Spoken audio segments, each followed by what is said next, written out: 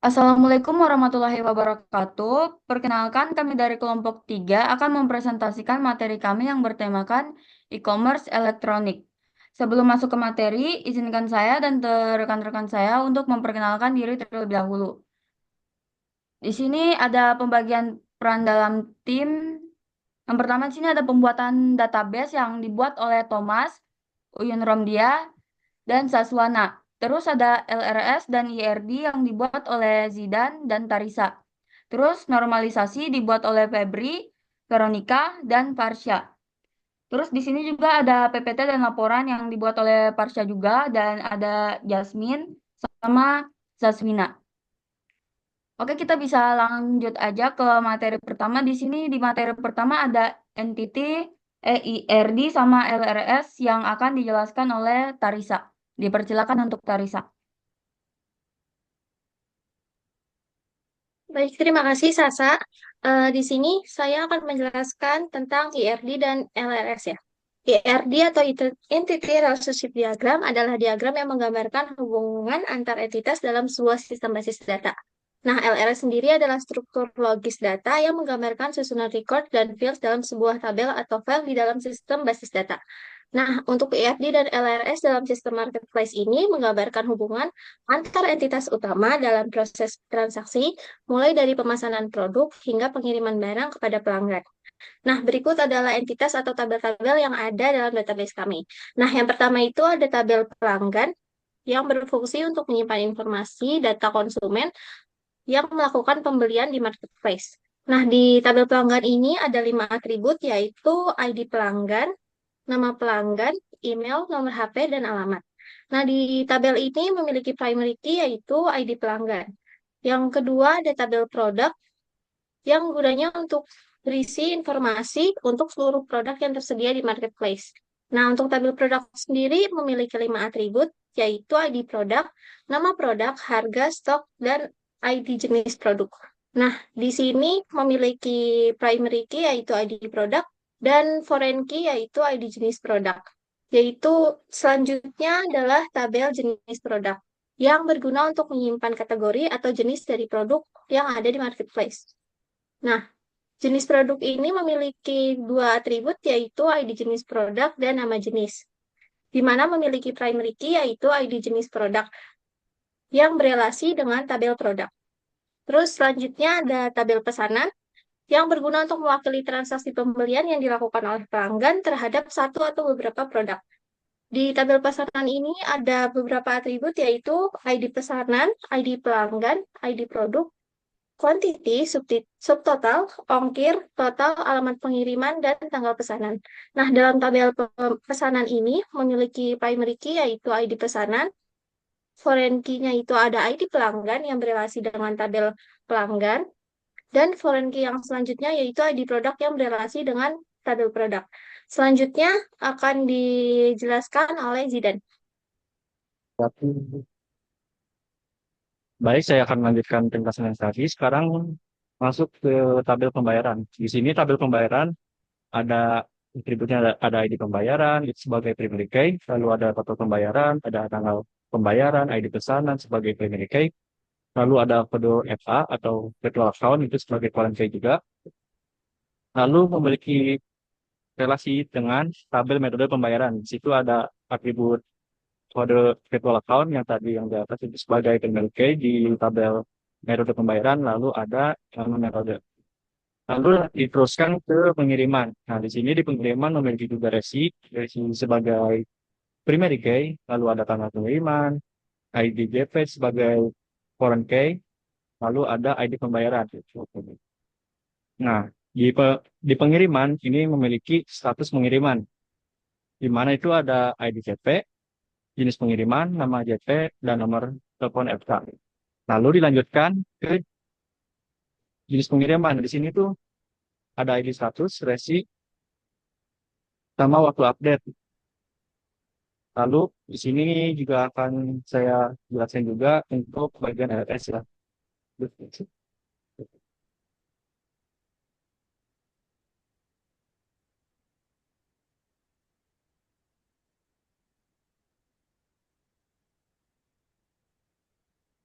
Sini LLS dalam struktur matematika ini berdasarkan logika record struktur dimulai dari tabel pelanggan yang menyimpan data konsumen seperti nama dan halaman. Lalu terhubung ke tabel besaran cara transaksi pembeli, memakai produk, jumlah, hampir, total, dan alamat pengiriman. Produk yang dibeli berasal dari produk yang dikategorikan melalui jenis produk. Selanjutnya, pesanan diproses dilanjutkan ke pembayaran yang mencatat total bayar dan tanggal bayar, serta metode pembayaran yang dicatat tabel. Metode pembayaran. Setelah pembayaran, barang yang dikirim dicatat dalam tabel pengiriman, termasuk unit ekspedisi yang diambil oleh tabel unit pengiriman, untuk memastikan transparansi proses pengiriman, seperti dikirim atau diterima. Dengan fitur ini, sistem dapat mengelola seluruh proses jual beli secara lengkap, mulai dari pemesanan hingga barang final tambah.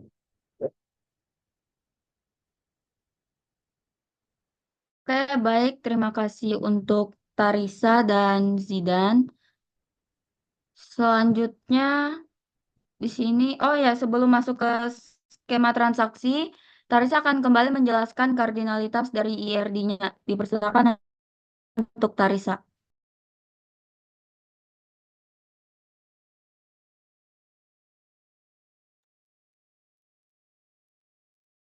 Baik, di sini aku akan menjelaskan kembali tentang kardinalitas, yaitu yang pertama tabel pelanggan berelasi dengan pesanan, yaitu kardinalitasnya itu one to many, karena satu pelanggan dapat membuat banyak pesanan. Selanjutnya yaitu tabel produk. Tabel produk itu berelasinya dengan tabel pesanan, yaitu satu produk bisa masuk banyak pesanan. Dan dari tabel produk ke jenis produk, yaitu dari many to one, yaitu banyak produk memiliki satu jenis produk. Yang selanjutnya yaitu tabel jenis produk yang berelasi dengan tabel produk, yang mana relasinya itu one to many, di mana satu jenis produk memiliki banyak produk. Yang selanjutnya yaitu tabel pesanan. Tabel pesanan ini berelasi dengan tabel pembayaran, di mana relasinya yaitu one to one, yaitu satu pesanan dibayar oleh satu pembayaran. Yang selanjutnya yaitu tabel pembayaran yang berelasi dengan tabel pesanan, seperti yang tadi ya. Jadi satu metode pembayaran bisa digunakan untuk satu pesanan, dan yang selanjutnya relasinya dengan tabel metode pembayaran, yaitu satu metode pembayaran bisa digunakan di banyak pembayaran. Terus yang selanjutnya tabel metode pembayaran ini berelasi dengan tabel pembayaran, di mana metode pembayaran digunakan dalam banyak pembayaran. Terus yang selanjutnya ada tabel pengiriman, di mana tabel pengiriman ini berelasi dengan pembayaran, yaitu one to one, di mana satu pembayaran itu memiliki satu pengiriman, dan berelasi dengan tabel jenis pengiriman, di mana relasinya itu one to one, yaitu satu pengiriman mempunyai satu jenis pengiriman. Terus selanjutnya yaitu tabel jenis pengiriman yang berelasi dengan tabel pengiriman, di mana satu pengiriman memiliki satu jenis pengiriman. Terus berelasi juga dengan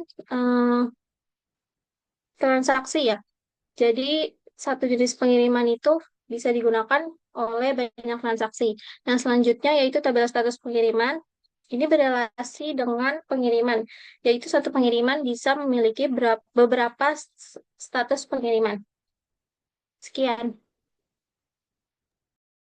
Oke, baik. Untuk Tarisa dan Sidan, kita langsung ke slide selanjutnya saja.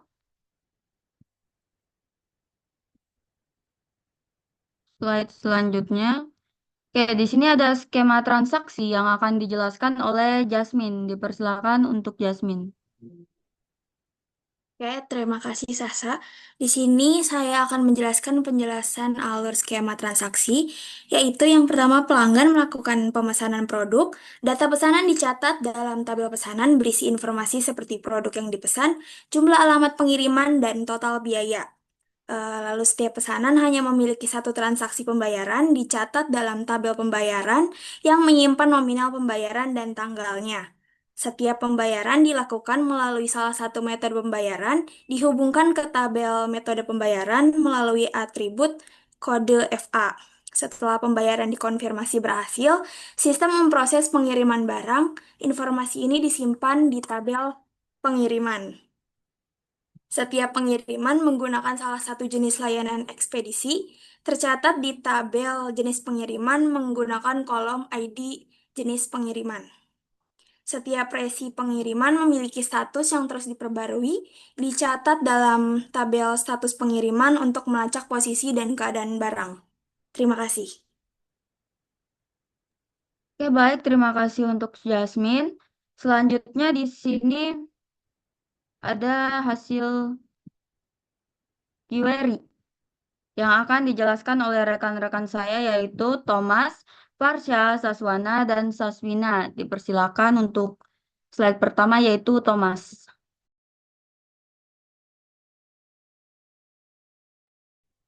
Baik, saya akan menjelaskan tentang hasil query yang ada di slide pertama ini. Untuk di sini itu ada record ya, record dari tabel pelanggan, tabel jenis produk, dan juga tabel produk. Yang dimana tabel pelanggan ini memiliki record dari sebuah kolom dari 4 kolom, yakni kolom atau atribut yang pertama atau kolom yang pertama itu ID pelanggan, nama, alamat, nomor telepon. Dan untuk jenis produk, tabel jenis produk ini cukup ada 2 kolom atau 2 atribut, yakni ID jenis produk dan nama jenis. Jadi jenis produk ini adalah ibarat tema bagi si produk seperti itu.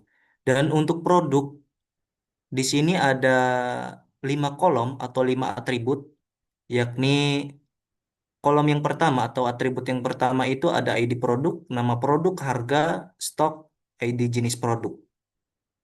Dan untuk tabel produk ini itu memiliki relasi dengan tabel jenis produk karena yang dimana seperti saya bilang tadi produk ini adalah sebuah isi dari tema di jenis produk seperti itu. Ibarat jenis produk ini tema dari si produk lah. Seperti itu kurang lebih.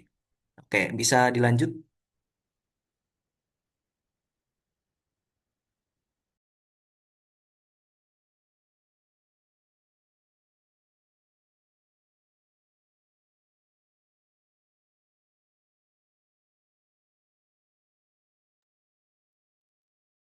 Baik, di sini saya akan menjelaskan hasil query dari tabel pesanan, tabel metode pembayaran, dan tabel pembayaran.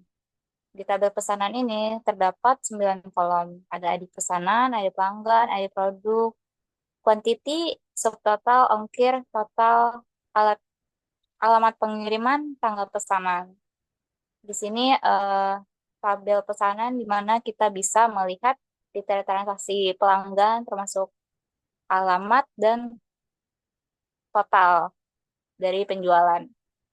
Kemudian di metode pembayaran di sini ada 2 kolom, ada kode VA dan nama kode. Di sini berisi daftar metode pembayaran yang tersedia. Kemudian yang terakhir kalau ada tabel pembayaran. Tabel pembayaran ini ada 5 kolom, ada ID pembayaran, ID pesanan, total pembayaran, kode VA, dan tanggal pembayaran. Yang di sini tabel pembayaran ini yang merekam detail pembayaran yang telah dilakukan oleh pelanggan. Sudah lanjut.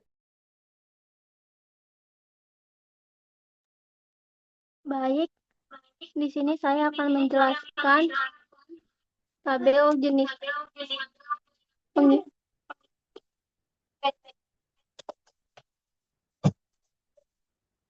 Di sini saya akan menjelaskan tabel jenis pengiriman dan tabel pengiriman.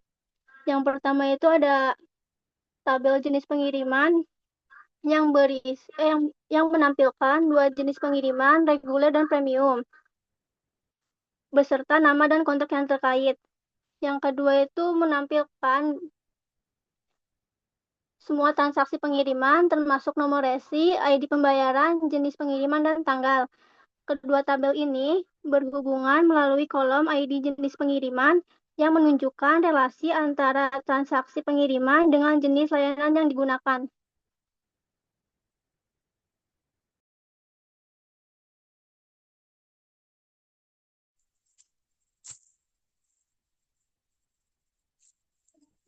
Masih I kah?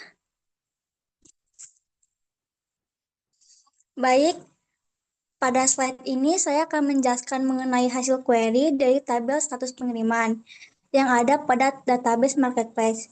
Query yang digunakan adalah select from status pengiriman. Dari hasil query ini ada 20 baris data dan masing-masing data berisi ID status. ID status ini kode unik dari status pengiriman. Kita bisa lihat ya, ID statusnya berbeda-beda. Jadi ini untuk menghindari duplikasi dan menjaga integrasi data. Lalu di sini ada nomor resi. Nomor resi ini untuk masing-masing pesanan. Nomor resi juga sama seperti ID status, nomor resinya berbeda-beda. Ini menunjukkan setiap pesanan itu memiliki identitasnya pengirimnya masing-masing. Lalu ada status. Status itu untuk melihat pesanan telah diterima, yang artinya semua pengiriman telah berhasil sampai ke pelanggan. Dan ada waktu update. Waktu update kita bisa melihat kapan terakhir pengiriman diperbarui. Pengiriman diperbarui tercatat pada bulan Juni 2024 pukul 8 pagi. Baik, baik, boleh dilanjutkan, Sasa? Oke, baik. Terima kasih untuk rekan-rekan saya. Selanjutnya kita akan masuk ke normalisasi yang akan dijelaskan oleh Zidan. Dipersilakan untuk Zidan.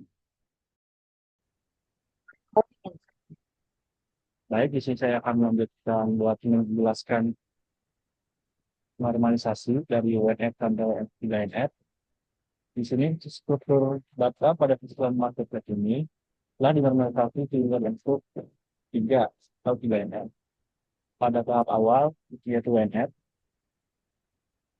data pelanggan, produk, pembayaran, dan pengiriman bisa tercampur dalam satu tabel besar yang menyebabkan redundancy.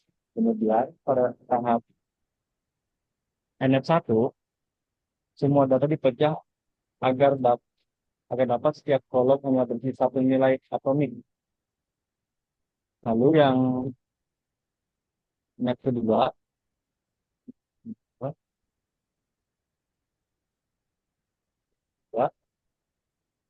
setiap atribut non-fungsi dibuat agar tergantung sepenuhnya pada primary case. Nanti mesin tabel seperti data produk ketika kita mungkin teks tergantung sekalian. Lalu menit kita dilakukan pemisahan terhadap atribut yang digantung secara transitif seperti nama metode pembayaran yang dipisah ke tabel metode pembayaran dan jenis pengiriman dipisah ke tabel jenis pengiriman. Dengan demikian, struktur ini kini sudah optimal, bebas redundansi, dan sesuai prinsip normalisasi. Sekian, tunggu.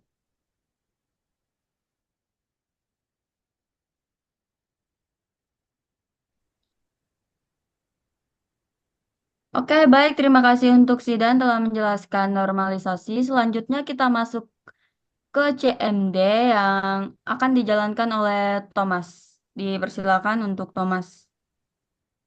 Oke, baik di sini saya akan menjalankan program atau query untuk melihat itu kan ya, melihat database atau isi tabel record dari database marketplace.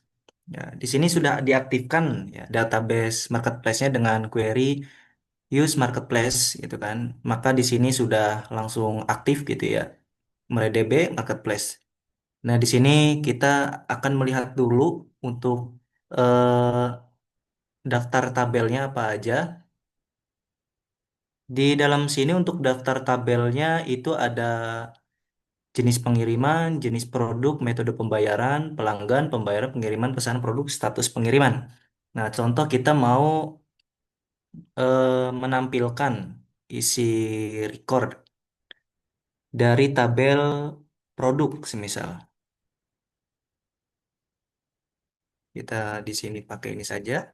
Nah, otomatis di sini langsung muncul untuk select from produk ya, untuk isi record dari tabel produk. Nah, di sini kita contoh mau menampilkan juga untuk tabel pelanggan.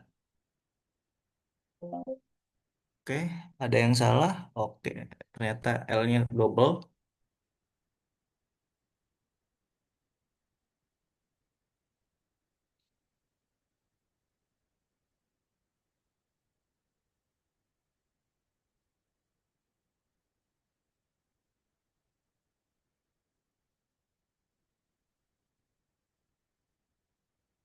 Nah, di sini udah tampil pelanggan. Terus kita juga semisal mau select from tabel pesanan. Nah, di sini muncul ini kegedean. Kita kecilkan saja ya, biar kelihatan. Nah, seperti ini. Di sini kita akan joinkan. Kita akan melihat nama pelanggan, terus total harga si pelanggan itu beli barang gitu kan. Ngelihat kuantitinya juga, terus ngelihat ongkirnya juga gitu kan ya. Terus tanggal pesanan dan alamat pengiriman mungkin ya kita pakai juga. Oke. Di sini kita memanggil tabel yang pertama dulu, yakni tabel pelanggan, nama. Terus kita akan memanggil tabel pesanan terlebih dahulu dengan atribut quantity dulu kali ya. Nah, terus di sini pesanan lagi dengan atribut ongkir.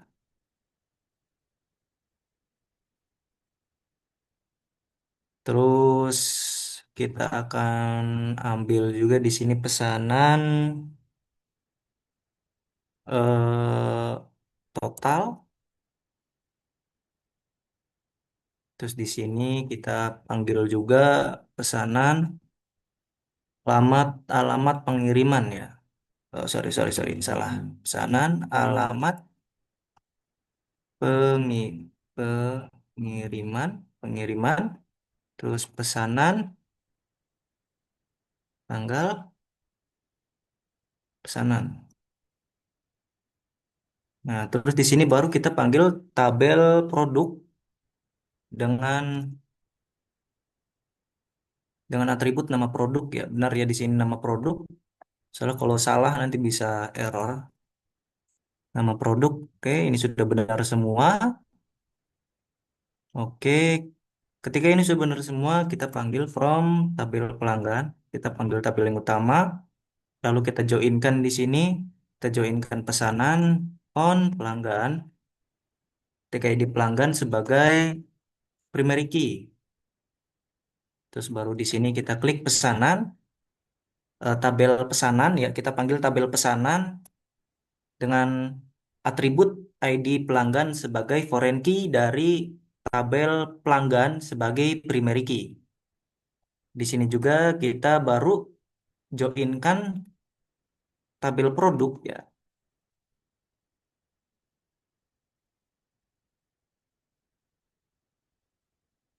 Tabel produk kita jadikan produk juga menggunakan ID produk,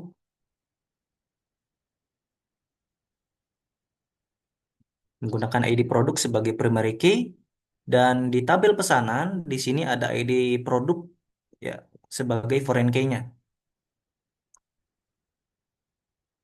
ID produk ya, bentar ya.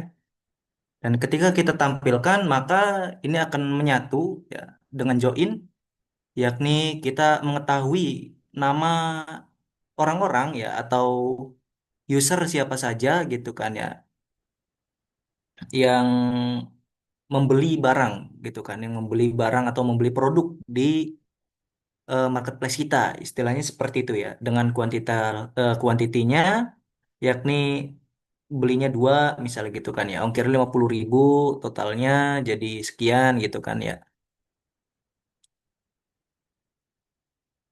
Ya, jadi sekian teman-teman ya. Terus alamat pengirimannya dan lain-lain seperti itu teman-teman.